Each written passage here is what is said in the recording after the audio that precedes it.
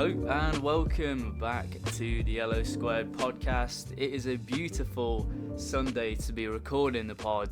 I'm back with my brother James. Welcome back to the podcast, James. 3 wins on the bounce, 2 clean sheets in a row. The season has started unbelievably well. How are you doing? Mate, I'm very good. Hope you're doing well. Yeah, it's a great feeling, isn't it? Nice day, nice morning to be recording. Watford sat in the automatics, red shorts. We're absolutely ticking. It's good. It was good to watch yesterday, wasn't it? How are you? You all right? I'm great. Yeah, Watford yesterday. Another joy to watch. It was fabulous. I really enjoyed it. We looked really dominating going forwards. Really took our chances well. Yeah, Yeah. we've already surpassed all expectation. I can only assume we're going to win the lot now. That's the logical next step up for me. Well, there's no really where else for us to go other than up with There the you way that go. we're playing. So you heard it here first. You did, and you can clip this at the end of the season as well when we finish 15th. I think should we touch on MK in the week? Those of you that follow us on various socials would have seen our little match day vlog, which was it's a good little video. Nice, a new little thing to start the season whenever we can get to a game. So that was nice to bring in. James, you were there. How was it? Well, it's really good. It was the first time really seeing Watford this season, sort of in the flesh, as it were, and just really enjoyed the system and the style of play. You could tell that Cleverley clearly said that we're going to go and win this game. You know, it didn't have that traditional, Watford first round of the cup feel to it, where it was like a second/third string team, and we just pass the ball around, and then eventually whoever we're playing will just score a goal, and that's basically it. It just really didn't have that feel. You could tell that we were out to press them, and we played so well, and there were so many really, really encouraging performances all over the place on Tuesday night. I mean, the standout for me is Rocco Vata. I know he didn't score, but he looks, of all of the players that were sort of out on the pitch, and I'll come to Quadro Bar in a minute, he looked the kind of player that has the potential to have the most impact coming off the bench and when we're struggling. So I thought he was excellent all game. I thought Loser did well as well, but it was the perfect game for him because he could just dictate the play there. To be honest, and it was a really good performance. So the goals that we scored were great. Tom Ince was superb. Unfortunately, MK Dons wilted a little bit. They didn't really get going in the first half, and then they came out second half and gave us a go, put us under a bit of pressure, which I actually think was quite good for us to have happen to us. That we did have to work for it. But once we got that third goal with Barr coming on, and driving into the box, which might be his trademark for this season, and got the third. That was basically it. But there was so much to be happy about, and I left the Vic on Tuesday, in a really positive mood. Some really exciting players getting their debuts. James Morris at centre back, excellent. Mamadou Doumbia, he looks like a real handful. He's clearly raw. He needs time to develop and play, but he's pacey. And I think if you put the ball in behind, he'll definitely put some players under pressure. But mate, through to the next round of the cup, Plymouth at home. I'm going to try and get to that one as well. But yeah, and really positive, and it looks like it carried on into Saturday. Yeah, I think that's the main thing. It feels like such a stumbling block for Watford every single year, where we start the season obviously with a win because it's Watford. That's what we do. Then we just falter against, I love lower league and non-league teams, right? But we stumble over such a naff team every season, and it feels like it rips away all of the momentum that we start to build up on opening day. Last season was a prime example. Absolutely steamrolled QPR. Expectations were through the roof. And then we just completely fell flat on our face away at Stevenage. And it's really positive that we've Cleverley's already instilling this sort of professional mindset, even in those cup games where the opposition is lower league, and it would be very easy to be very complacent, not really be bothered, and get knocked out in the first round. Yeah. But Yeah. to go through and then keep going as well, we could have gone 1-up and gone, you know what, that'll do. 5 is it shows the players are hungry, and that did transfer onto Saturday, which is why I was so pleased yesterday. Yeah, and that's, Cleverley. I mean, we'll talk about Cleverley in a bit more detail, I think, as we go through here. But that's what he said. He set the squad a target for home wins for the season. He's determined to make Vicarage Road a place that people don't want to come to. And those are all, great, good things that you can have as a coach. And it looks like it's all happening. He's not said how many games that he wants to win at home. I suspect it's around the 15 mark, because what's it, 23 home games in the league? You probably want to win, about three quarters of them. I suspect it's 15 home wins, to almost double, well, triple nearly what we got last season. Yeah. So yeah. But yeah, Stoke. I think we've got to kick off the podcast with the new segment though. The tale of the game. So I'll let you get straight into this one, James. All right, yeah. Well, I think people liked the tale of the game last week, so yeah, I'm glad we all enjoyed it. Are you ready to go, mate, for the tale of the game? Okay, ladies and gentlemen, the Hornets kicked off their home league campaign with Stephen Schumacher's Stoke, the visitors, on a sunny afternoon at the Vic, fresh from their resounding 5-0 win over MK Dons in the Cup on Tuesday. Cleverley's Yellows were looking to secure 3 wins to start the season since Javi Gracia in 1819. One change for Watford from the Millwall game, with Ryan Porteous dropping to the bench due to illness and James Morris coming in to replace him at centre-back. The question was, how would he fare against the Championship opposition after a very composed showing in midweek? Stoke start strongly and stopped Watford from being able to play. Bachmann had to make a strong save early from the Potter's manhuff, but the Orns started to go into the game following the water break. Stoke allowing plenty of space out wide for Watford to feed in Ngakia and Andrews. However, they couldn't quite create anything concrete. The lack of a left footer at left wing back was clear to see. Half time, 0-0, tight and scrappy. A change was needed. And a change we got. Yasser Larouche coming on for Ngakia at left wing back. After that promising debut against MK Dons, he was straight into the action, positive and pacey, driving the ball down the left hand side. But it was the right hand side that struck first.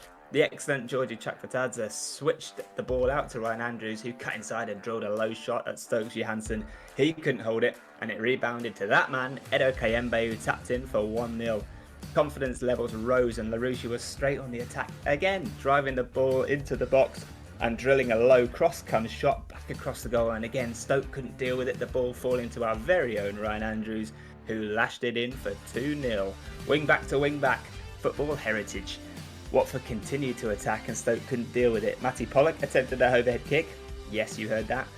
Edo Kayembe rattled the crossbar again, and Bayo had a header cleared off the line. The Vic was absolutely rocking at this point, and the roof finally came off when Narushi nipped in to win the ball back in our own half, releasing that man Chakvatadze again, who played in Kayembe, who lashed a right-footed thunderbolt in to make it 3 off the crossbar again. The Orns did shut up shop after that, keeping the ball well, although Dan Bachmann reminded everyone that we did actually have a goalkeeper on the pitch yesterday, with a strong one-on-one save in the final few minutes. The Hornets move into second, 3 wins from 3 to start the season, and football feels fun again. Whisper it quietly, everybody, but is Tom Cleverley cooking? Love it. Yes, there we go. Yeah, the answer to that is he is most definitely cooking. Feels like it, doesn't it? Yeah, that one-on-one save at the end of the game, absolutely quality. And yesterday was Dan Bachmann's 41st clean sheet in a Watford shirt. So hopefully he gets to that 50 mark this season. I think he can do that. I think he can definitely do it. Especially if we play the way we have been at the start of the season. I could easily see that 50 coming up. But yeah, I thought it's been great. We haven't had to mention a goalkeeper once so far in the podcast, nor on any other of our like shorter content that we've started posting this season. And it's kind of like, I can only describe it as like when you're phoning up the doctors and it's like no news is good news. I can only describe it as that, because it's like if you don't have to mention a goalkeeper, I think they're quite happy with that. They're happy ticking Yeah. along in the background, getting those clean sheets, putting the saves in, and he did. He did well to stop that Manhurst shot in the opening exchanges, and then that one-on-one save was really good in the final few minutes, and I think it's important not only to it could have been easy to let that go in, and then well, it's 3-1. We still won, still got the 3 points, but 3-0. It just keeps building that confidence in the defense, and I Yeah. think there's a couple of bits to draw on. I think we can start just tying in with the defense with James Morris. You mentioned, James, that you came in to the role of centre back in midweek. Yeah. Obviously, Porteous has dropped to the bench with a bit of illness, so in he comes again for the weekend. I was a little bit nervous, to be honest with you, Yeah. Same. purely because whenever I've seen him out on the left, he looks a little bit weak. Defensively resolute, but it's a big difference going from having to deal with maybe a smaller, trickier winger compared to a big centre half, centre forward. Sorry, it's a completely different game. But I think he did well yesterday. Stifled anything really that came through. Had that really good one-on-one stop in the first half as well. I think he settled into it nicely, and it's for sure now another option. But looking at the other centre backs, how poorly does Cleverley think of Tikvich to play a left back at centre back over him? Oh, and I mean, yeah, it's pretty damning, that, isn't it? I mean, there's so much you can talk about with that, with what you just said there. So I'll try and come to all of them, but just going back to James Morris, I thought he did really well yesterday, and we've been critical, haven't we, on the pod Oh, about James definitely, Morris definitely. at left back, and I think it's warranted at times Yes, I because think so. where James Morris it lacks is offensively. His final ball just isn't there, unfortunately for him, which makes it a real problem playing the sort of that left wing back position because you need that person to have a little Yes, bit of yeah, end product. and pace as well. I But think that's another and that's another pace, struggle. yeah, you bang on. And what I think we can say about James Morris now is he's a manager's dream, right? He's a head coach's dream because it seems to me like he keeps being picked by all the head coaches. I know some of it will be forced through injury, but Yeah, he could have been moved on, but he keeps being picked from the coaches that we've had. He plays in whatever position is wanted of him, and he very, very rarely lets us down defensively. yeah, He clearly works really hard, and I thought, yeah, you're right. Against MK Dons, I thought he was really composed, and he actually brought the ball out quite nicely. I was genuinely worried about how he'd get on against the championship sort of offensive line, yeah. but I thought he did really well. And you're right about the pace, but he doesn't have to go forward as much now, so he No, can just sort of no. stay in position. And I think as the left centre back in a back three, you can sort of get away with not being as the most physically imposing centre back because you've got two guys to cover Yeah, you yeah, around. So I thought, yeah, he did really well, and I'm really pleased for him. I hope that he's not forced to be deployed there too often, because we need to get some reinforcements in. But you're right. I mean, there were some people who were saying that Tom Cleverley is just a puppet for Potso, and he'll pick who Potso wants. I think that's kind of dispelled that rumor with how he's yeah. handled I don't. Tikvik. I don't think that rumor really stands on any feet, to be honest. Nah, not anymore. I think the thing I'd say about Tikvik, she came in against MK Dons and he didn't really do anything wrong. Clevy seems to think that he just needs time to develop and get used to the English game. I think he thinks he's a little bit lightweight and not physical enough. Mm. So maybe it's just a question of time. But you're right. I mean, if you're playing I don't know how tall James Morris is, but he doesn't look 6 foot. No. If you're playing someone who's clearly under 6 foot at centre back, and you've got a 6'5" left-footed centre back, um, not even making the squad. Yeah. That's a real problem. So delighted for James, because he he just keeps surprising us. Mm. Is kind of what I would say. He keeps surprising us with how well he does, which is a little bit harsh on him because he's been in the squad now for about 3 seasons. Yeah. But every time he plays, he does seem to just quietly go about his business. So yeah, I'm really pleased with him yesterday.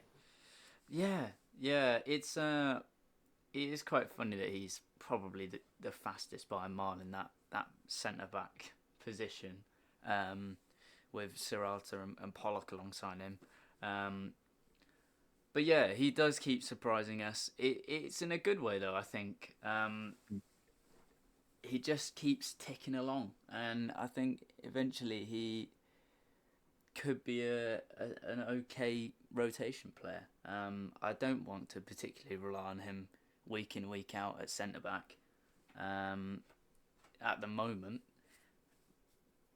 but yeah, he pleasantly surprised me yesterday. Obviously, I didn't watch the MK game, but no one really commented on him looking out of position and Oh, looking rubbish. But yeah, head coach's dream. I think that's how you could sum him up because he's willing to play anywhere and obviously works really hard. Just linking into that centre back chat, James. Keiki Almeida, it was mm. kind of suggested that he would be in and around the squad come the Stoke game. Didn't make the match day squad yet, and I haven't seen any footage of him in training or any photos yet. I don't know what's going on with that, or if he has because they gave the one wild card to Dumbia, didn't they? Um, Mm. I wonder if there's any sort of legalities that is preventing him from getting involved at the moment. Um, but yeah, I don't know that would be 'cause, interesting to see how that unfolds in the next few weeks mm, because I'd like to see him in and around the squad, just to see what he's like. To be honest. yeah, I couldn't agree more. I didn't know whether or not they'd not even be able to register him if it was illegal, or against the league rules. But yeah, we'll see because it'd be good to, I mean, at least get a look at him. Maybe he'll be involved against Plymouth in the cup. Yeah, hopefully we'll see. Okay then, that gets the slight overview of the game out of the way. Some more talking points coming up very shortly. But I think we've got to get into our own in-house competition that kicked off last weekend with a Yeah. resounding nil point from me. Um, really not starting my title defence very well.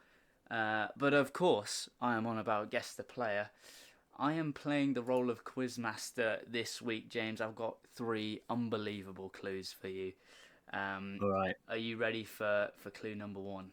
Of course I am. Hit me. Okay then. So, I started my career at CS Aerostar Bacau in 2003, but never playing a game for them before playing for another 10 clubs in an 18-year career. That's the level. That's unfair, mate. That's bang out of order, to be honest. What the hell was that? What was that club? CS Aerostar Bacau in 2003.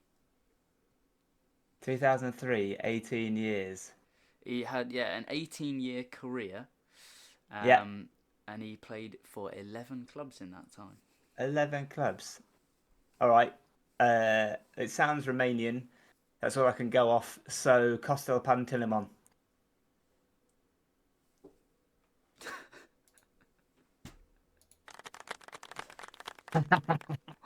I cannot believe that. I Yes. cannot believe that. Yeah. How on earth? Where have you pulled that from? Well, I just know what countries sound like, or what places sound like they're from countries. Um, I sounded Romanian. I only know one Romanian that's played for Watford. 2003 plus 18 takes us to around the time period that Pantilimon would have That been is been around the club. So yeah, Costel Pantilimon. I saw him make his debut for us, I think, in the FA Cup against Forest, which we were all at, I think. I can't believe Wonderful. that. Mate, don't if you're going to come for the king, don't miss. 3-0. I, Let's have it. I think I need to lie down after that. I can't. Where on earth have you pulled that from? Sensational. I'm delighted. I'm in That's just disbelief. Actually in yeah. disbelief. If anyone else on earth managed to get that in the first after the first clue, please put that in the comment section because that is genuinely unbelievable. Wow. Thank you very much. 3 points to me. All right, Well, I guess you can let's press, mate. you can hear the other two clues if you fancy. I Um, mean, if you want to rattle them off, yeah. well, I played for 4 clubs in England during my career, only making 2 league appearances for the Hornets. And then the final clue was I played a huge part in getting Watford to the FA Cup semi-final, where I attempted a flying eagle kick save in the 6th minute. Yeah. Which would have given you it on 1, definitely. Yeah. I'd have had that. Yeah. As I was typing the first clue, I did think, you've got some weird football manager knowledge, and I was praying that you hadn't done sort of like a build a nation in Romania, and that was the team you'd gone with, or something crazy. No. But obviously Yeah. not. The ball knowledge is just unbelievable there. That was all geography, that, mate. It's fair play. Well, there you go. Should we just draw a line under it there? I can't believe that. Hit. Oh my Roll goodness. the credits. Okay, Roll the right credits. then. Well, I think. Well, I was completely throwing me off, but guess the player is obviously done for the week. Yeah. Shout out to James from the Watford Way, by the way, because that was your player. He messaged me that after last week. Was it? But it's gone terribly. So if you're listening, James, I can only apologise. I thought I made the clue literally impossible. I've come for it. He's Unbelievable. pulled a rabbit out of a hat. All right then, we'll get back into some more general talking points. I think there's been some real standout players so far at the start of the season, namely KMB, Chakvetadze, Andrews, and I think we can throw in Larousse as well. From yesterday, after his 2 sort of quality cameos. We'll start with KMB. A really interesting stat I saw this morning. Prior to this season, Edo Kembe had scored 9 goals in 7 years, and now he's got 3 goals in 2 games. Edo Kembe goal machine wasn't on my bingo card for Watford this season, but he's taken the attacking midfielder role in full stride, and I think he's most definitely repaid Tom Cleverley with those 3 goals, and I think just his all-round play so far has been excellent. I don't know what you fancied saying about Edo Kembe. Well, I just wanted.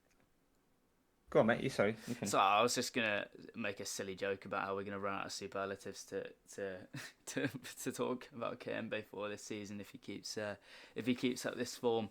But yeah. Well, I mean, the thing I wanted to say about Kembe, you kind of alluded to it there, is I think he's proving a lot of people wrong, and I think he's there's lots of comments being like, oh, it should be X, Y, or Z.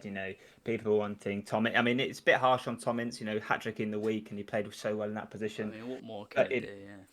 But yeah. But Kembe comes in. I think what Kembe is really good at in that position is his press. And he's so strong, and he's able to win the ball back high at the pitch and keep hold of the ball so well.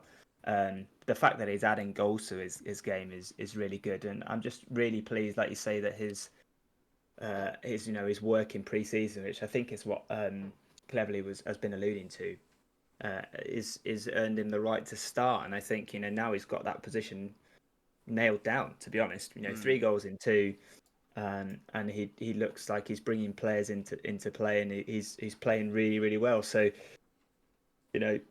really, really pleased for him. And working alongside Chakvetadze, we'll speak about in a couple of seconds. But I'm just really pleased that we're starting to see, I think, the best of Kembe. We've been fans of his for a while, just in terms of how he moves around the pitch and his ball control. I think we might have found a position and a system that he's just really, really working in. So yeah, just really pleased for him. Yeah, it might have to be a return for me again this season. Got Edinho on the back of my shirt last season. And with the set of kits this year, I think he Oh, might have to make another return. oh, yeah. But yeah, absolutely quality. I'm so pleased that none of those Ipswich rumours came to fruition. But I It think, was yeah, weird that. he's absolutely going to flourish in that position. But yeah, if we're talking about Tom Ince, I really feel for him because what more can he do? Midweek comes in, starts an assist, 3 goals, player of the round in the entire Carabao Cup, and then can't make it Yeah, on the weekend. It must be a little bit demoralising, but at the same time, if Cleverley is doing as well as we think he is in terms of keeping the dressing room positive and driven, I think we'll see plenty of Tom Ince um, yeah, in the rest big of the time. season. Because I think he's made it clear with his style of substitutions that everyone in that front three and everyone who's on the bench and in the squad that can play in that front three have a huge part to play in the season. So I Yeah. think he's just blooding everyone with as much minutes as he can at the moment, which is why we're seeing a lot of substitutions around the 60-minute mark.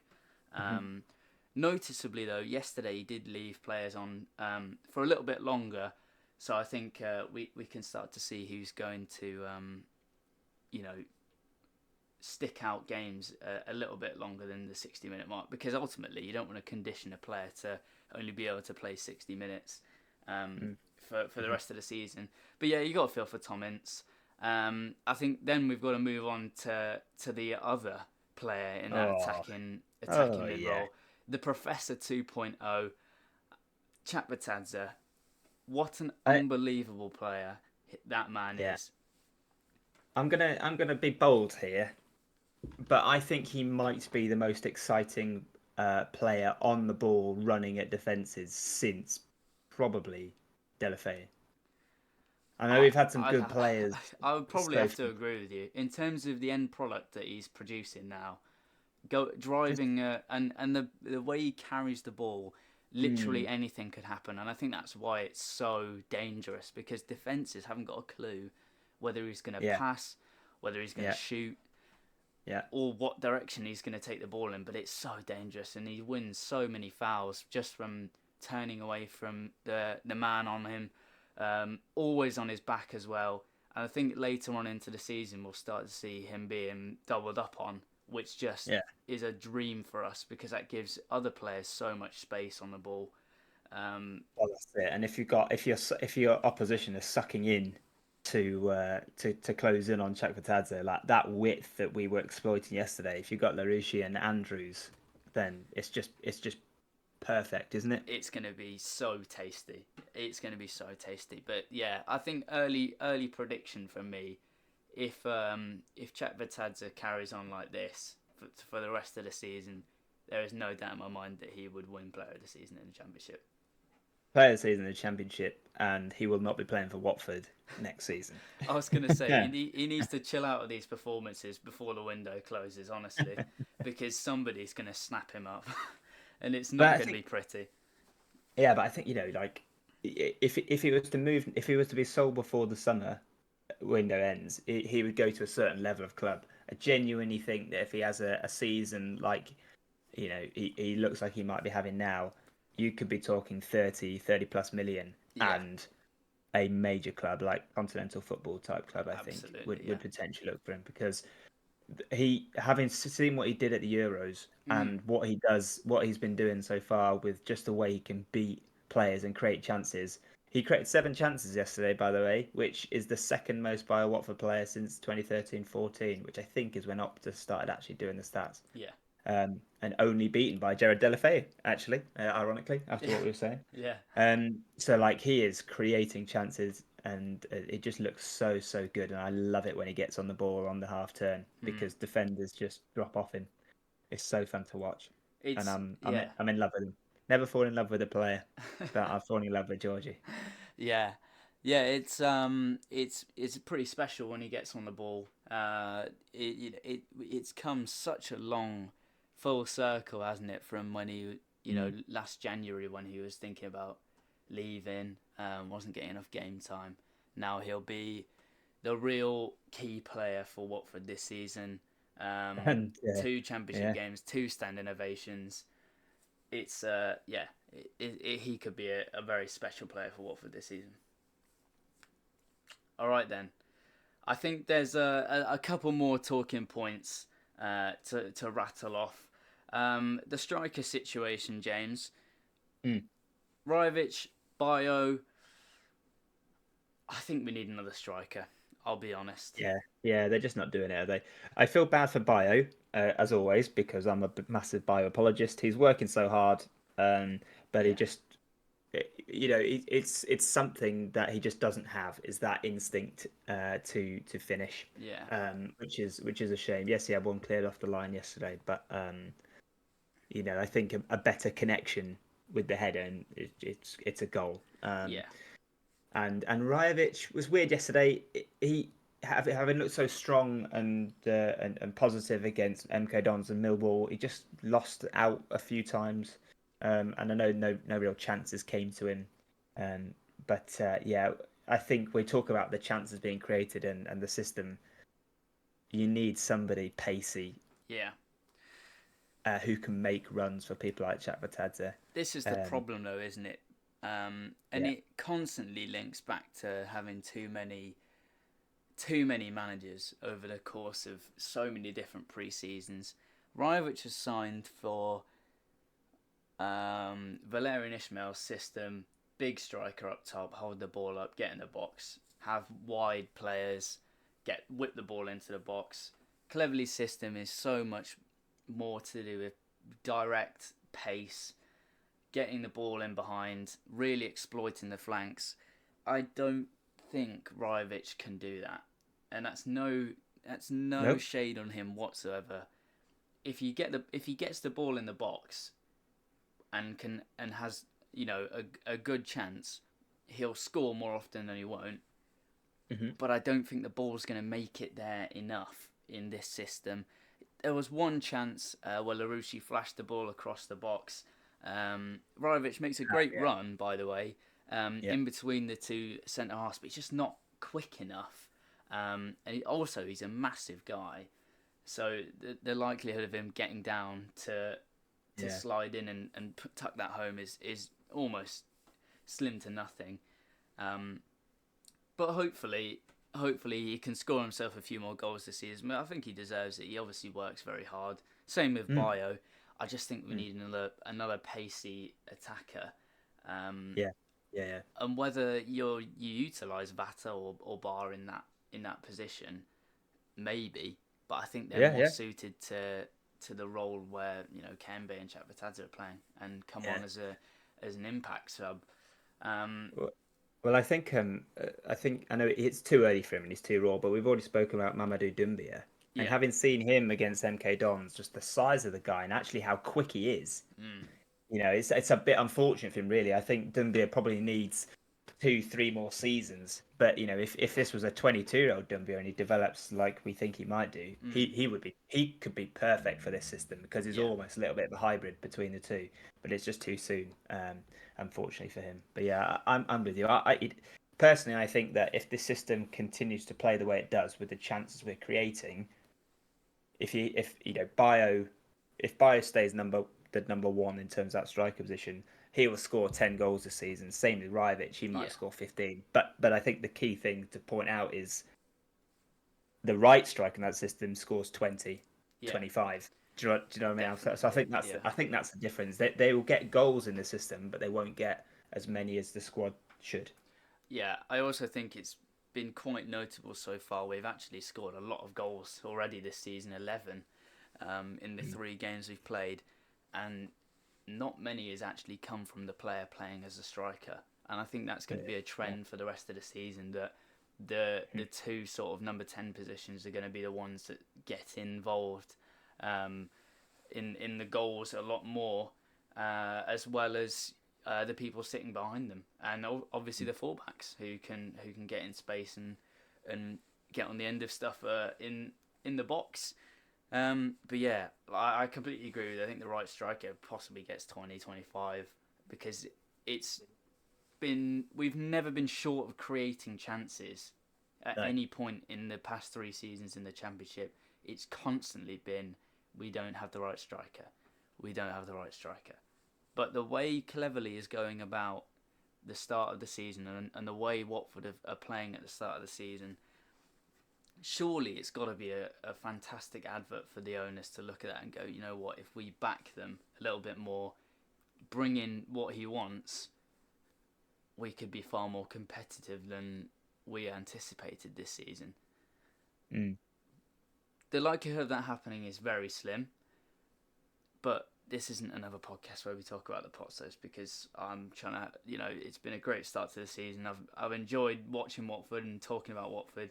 I don't want to go back to those conversations just yet. Nah, now's not the time. But yeah, I think if they can bring in another striker who is direct and pacey, it's a real shame that they couldn't get any sort of agreement with Dennis about the wages. Yeah, I was thinking about that. Then I have this feeling that a fit Dennis would be really good in this system. Yeah, so do I. Honestly, people kind of were bashing him for his loan spell at Watford.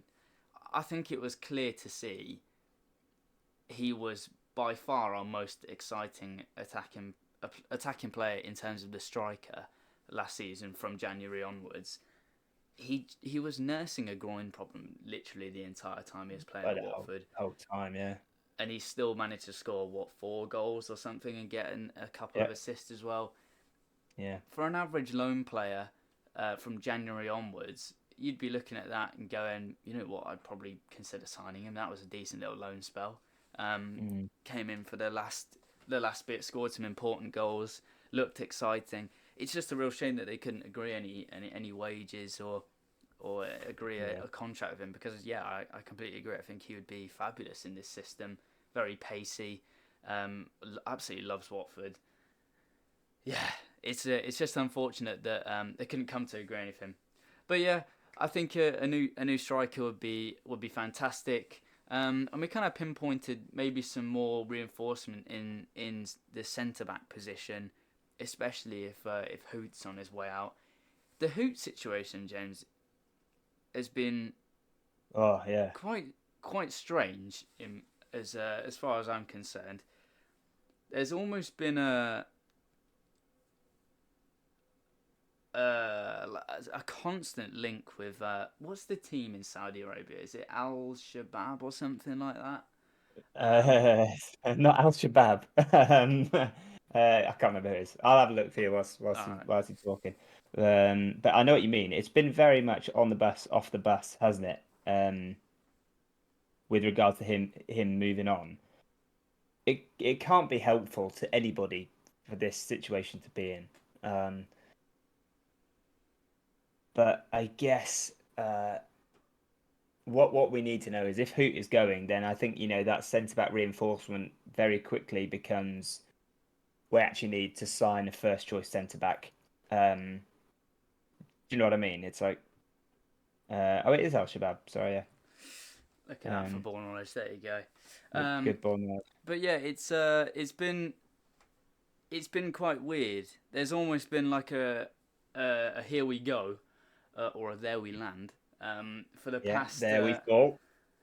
For the past 3 or 4 days, and yet Watford are still posting him absolutely everywhere on about his rehab. He's been posting stuff, training at Watford. So it's kind of weird. I don't know how many. I haven't really seen an official account, discuss any of these links, but it seems to be, these sort of tier 2 and tier 3 sources that keep coming up with this. Some people are even talking about his contract over in the Saudi league. So I think James Morris has shown us that he can fill in as sort of like an emergency centre back Yeah. Obviously, we've got Tikvich, we've got Almeida as well, but maybe another centre back. The Yeah. type of centre back is the important bit, though. Obviously, Almeida's 19. He's not really going to come in and tear up trees in his first season in the Championship unless he's some absolute wonder kid. Um, Especially at centre back, it's a difficult league to adapt to, the Championship, because Mm-hmm. the gulf in quality from top to bottom can be so far stretched. It's quite unpredictable to learn and adapt in your first season in England, let alone your first season in the Championship. But the type of centre back, it would have to be someone experienced, who can come in and lead the line properly. Uh, but yeah, it's quite a big gap it leaves, isn't it, if Hoot goes? Yeah, it's essential. If Hoot leaves, we need to sign a centre back that can come into the first team straight away. I think that's the bottom line. And if It that is. doesn't happen, then that's a real problem for us. Yeah. And the final little talking point, from this week at Watford, Aspria, James, Mm. does he stay or does he go? It's a great question. I think the club clearly want to try and keep him, although I don't really know why. Personally, I would sell him, um, Mm. because I think he's suggested he wants to leave. So there's no real point in keeping somebody who wants to leave, Yeah. especially if we can get a good fee for him. However, the caveat that I would put on that is you almost want to tell him, look at how the team is playing, look at the system. Like you Mm. would, yeah. I mean, this is a question I'll pose to you in a minute. But if he comes and plays the way that we know he can play in that system, it could be a similar thing to Chakfatadze. He could get 15 goals and assists in this system Mm. potentially, and then all of a sudden, like his value is going up, and then he's going to go to the clubs that he wants to go to. Do you know Yeah. what I mean? Yeah. So if we can come to an agreement where he gives us one more season, Yeah. then that would be sensational, because that's effectively a new signing. Because I think most of us had just sort of Written him off. decided that he'd gone, and Yeah. we'd come to terms with it. So yeah, if he does decide to stay, great, because he's clearly a superb footballer, and love having him around the club. But I guess my question to you is: do you think he actually gets into the side if he is fit for selection tomorrow? Oh, I'm gonna have to say yes. Hmm. I think, as much as Kmbe's been absolutely brilliant so far, Aspria in the final third just has something extra about him. I think having the partnership of Chakvetadze and Aspria up front in those two sort of 10 positions would be unbelievably difficult and unbelievably tricky to defend against. Hmm. Whereas KMB is a bit more work rate and brute strength that gets him through the defence and has ultimately got him to score 3 goals this season. Um, Mm. but they're two very different players. I don't know if Aspria would work as hard as Kembe does. Mm. It's similar to the loser situation. We all know Loser's a very special player on the ball, but he doesn't have the work rate that somebody like Kembe does, and that's why he doesn't start. Hmm. Um, I just think Aspria has something different about him, and I think if he was fit for selection, you'd be asking why isn't he starting. So Yeah. that's my reasoning behind that. But that's nothing on Kmbe, because I love the bloke and he's been doing wonders this season so far. So Yeah. it's a difficult one, and I'm pleased I'm not in the position of Tom Cleverley that has to potentially work out that headache. Um, It's the best place to be in, really, isn't it it? is, yeah, a mixture of really great players, all firing on all cylinders, um, and all wanting to play in the same position. It's the manager's ideal headache, isn't it? Rather than Hmm. wondering what 17-year-old you're going to have to shove in left back to cover because everyone's injured. Um, Yeah. but yeah, the Aspria situation is very, very weird. The Ren, um, is it Ren that were trying to buy him? I can't Ren. remember. Yeah. Yeah. Uh, Ren's kind of the most that was the I most think they talked were about one. the closest to buying him, but it broke down because Asprey himself hadn't made the decision yet. And I think you're right in terms of he wants to go to a big club. But I think he might as well stay this season if he wants to go on to an even bigger club, because I don't think Ren is the right move for him. I'll be honest. Even regardless if we get £25 million for him, or €25 million plus add-ons and probably a sell-on clause as well. For his career, it's similar to looking to move to Saudi Arabia. It's not a good move. I don't think Ren really challenge in Ligue 1, and at the same time, Ligue 1 is struggling to even maintain its professional status at the moment. I really don't think it's the place to move currently. I think, like you said, if he waits another season, gets 15 or 20 goals and assists, then you're looking at the even bigger clubs. And that's when Sporting Lisbon are looking because Victor Gyökeres from Coventry, he was linked with Sporting for a couple of seasons, stayed at Coventry, had that unbelievable season in the Championship, and then went for an even bigger fee. So I think you could be looking at a similar situation with Asprilla, where he might turn around and say, you know what, I will stay this season. And if the club want him to stay and they don't need to sell him for the financial aspect, why would you not want to keep him?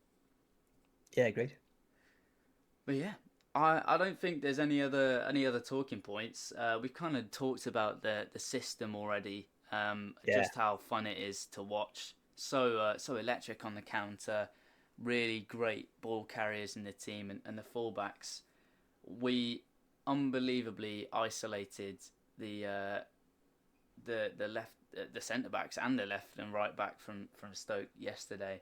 They gave us far too much space, and in that second half we made them pay. So it's going to be an exciting season, I think, upcoming for Watford. But I think we've got to finish off the podcast with our fantasy league. Okay then, James, how did we get on this week, the Yellow Squared podcast team?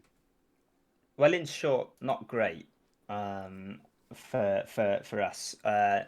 Our chosen Stoke player was Ben Wilmot for the Watford Lynx. He picked us up 3 points, but obviously that's good for us in real life. But then everyone else kind of really failed. Obviously, we had Watford and Georgie was our captain who got us the majority of our points, but it was poor from us. We got 42 points, mate, for the team. So we find ourselves, I believe, 11th in our league.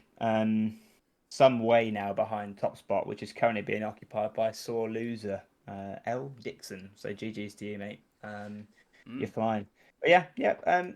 Steady. I think we said though that our sort of podcast team, we're not going out to win the league. We're going to try and sort of pick some interesting themes and stories. But despite that, even my own personal team isn't doing particularly well. I don't know how you're doing. I'm sat in 9th. I'm sat in 8th. So I had a fatal error. Included Sammy Smollex in mine, who's left. So a bit similar to last week with the Asprilla pick. I just clearly love picking a midfielder that can't be available. Wasn't as good as the first day. But shout out to those people. I think it was 0.2% of people that had Ryan Andrews, and he was the top player in fancy EFL last week. So shout out to you guys for picking them. But yeah, seeing lots of Chatvatadze captained, and I think he's going to repay a lot of points this season for everyone picking him. Yeah, or for the first 5 games when we all realise they actually can't pick him anymore. I think that we're all still trying to work out the rules of it because it's so different to the FPL one. But we'll get used to it, I'm sure. But yeah, I think I think that is just about everything for today's podcast. Any other little talking points, James? No, I mean it's great to feel like we've got something to properly get behind, and I think a win against Derby on Saturday next week. I think you'll start to see everybody really get behind Tom Cleverley. Not getting ahead of ourselves just yet. No, There's a long way to go. there is a But long way. it's nice to see a team that is playing good football and seems to be united together, and Cleverley's going about it the right way. So Yeah, things are looking up. Finally, for the first time on the pod, it feels like we might have something going in the right direction. yeah. The first time on the pod after game week 2. We're still remarkably positive. Derby next weekend, so expect another podcast on the Monday morning after that. Hopefully we follow up with a third league win in a row. Another clean sheet at the Vic would be absolutely fabulous. All right then, guys, thank you so much for tuning in to the podcast this week. If you did enjoy, please do drop us a follow, leave us a rating. If you're listening on the audio platform, if you're watching, please do subscribe and leave a like on the video, and follow us in all of our socials. They're all linked down in the description. And join the Fantasy League if you haven't already. 22 strong. And we'll remind you every week, the winner gets a lovely item of choice from Art of Football. So get yourself involved if you fancy something Watford related. Yeah, they're pure quality. Anyway, guys, thank you for listening, and we'll catch you again very soon. Take care. See you later, everyone.